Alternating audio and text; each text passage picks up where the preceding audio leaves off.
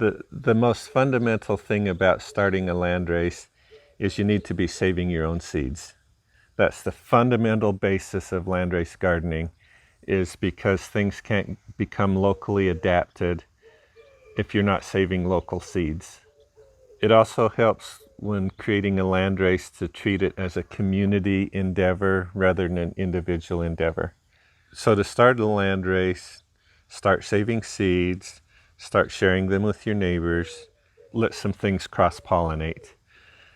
That's the basis of starting a landrace, is just changing your attitude towards purity, towards isolation distances, towards your neighbors, towards your garden, instead of being a commodity that we're going to force the seed to do this. Allow the seed its freedom and let things sway and become part of the community and part of the seed, and let the seed locally adapt. And then you can start adding varieties to your landrace. You can start watching your landrace to see what things you enjoy and what things you don't enjoy.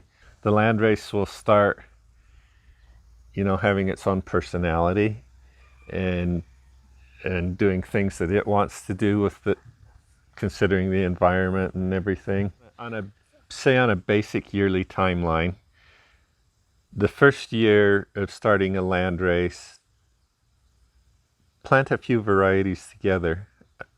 Allow them to cross-pollinate as much as they will. And don't really select for anything that first year. Let the ecosystem do that. Let the bugs and just see what thrives.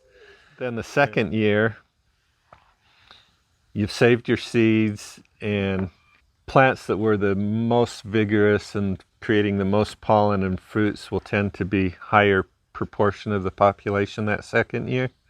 And you can add some more variety too if you find something you really like. The third year is the year when I start being more careful about selection and paying attention to, oh, this really tastes good, this really grows fantastic. And then the fourth year and later, I sort of enter a steady state maintenance, in that I add a little bit of genetics and I watch and plant the great plants again. What to consider when getting seed to start a landrace breeding project. We have a lot of really beautiful seed in the seed industry, in the local communities. Just plant that seed. The heirloom seeds that are open pollinated are good, safe varieties with a long history. Many hybrids are also good and safe seeds. So any place that you normally source seeds from, I've sourced seeds from the grocery store, from seed catalogs, from ad hoc seed swaps on the internet. I really like the seed swaps that my local community does. I like going to the farmer's market and getting fruits and planting the seeds out of those. If it's a local farmer's market, that's great, because they're at least one generation adapted to our local conditions.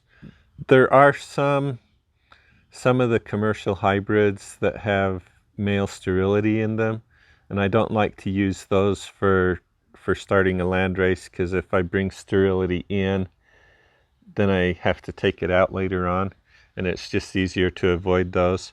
And those would be the species that have little small flowers that are hard to hand pollinate.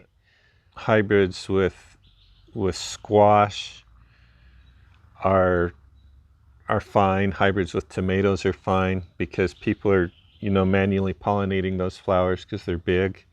But the brassicas and the carrots and the beets, if they're hybrids, just avoid them and choose some good open pollinated varieties. The thing about landrace gardening is the plants adapt to whatever conditions I as a farmer are using.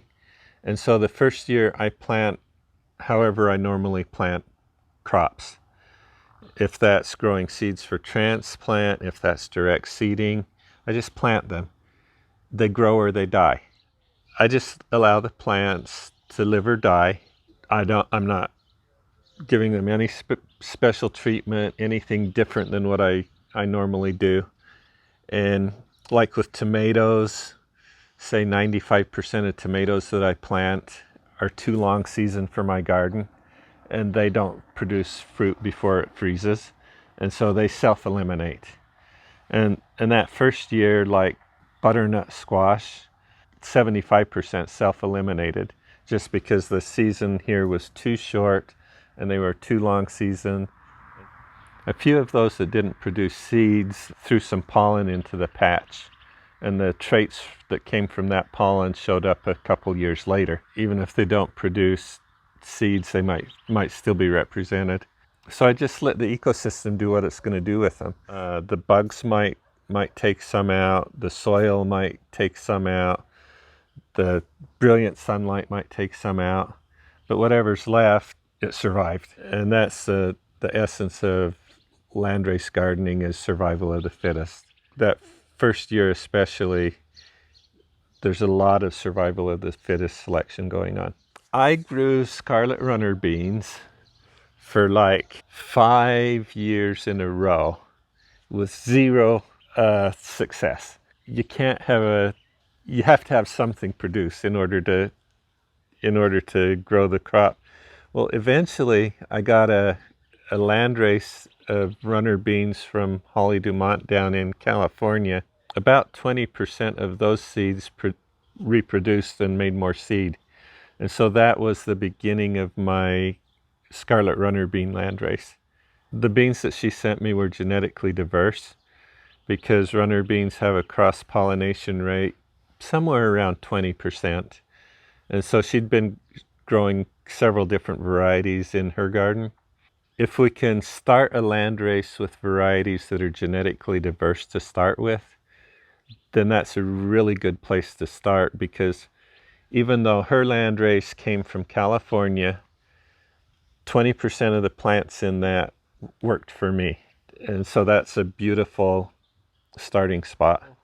Another crop that I tried for years and years and years to grow was Kusha melons. And they're another long season crop. It was about 5 years before I found a population of those that produced its first seed. But now they grow reliably for me. I'm not going to try to grow, say, citrus out in an open field here, because that's just too far out of its ecosystem. Watermelon has been a really difficult crop for me, because while I can grow a watermelon, I can't really grow a tasty, beautiful, sweet watermelon. And so that's been a continuous project that is oh so close, but it's just a little bit too far for my cold mountain climate.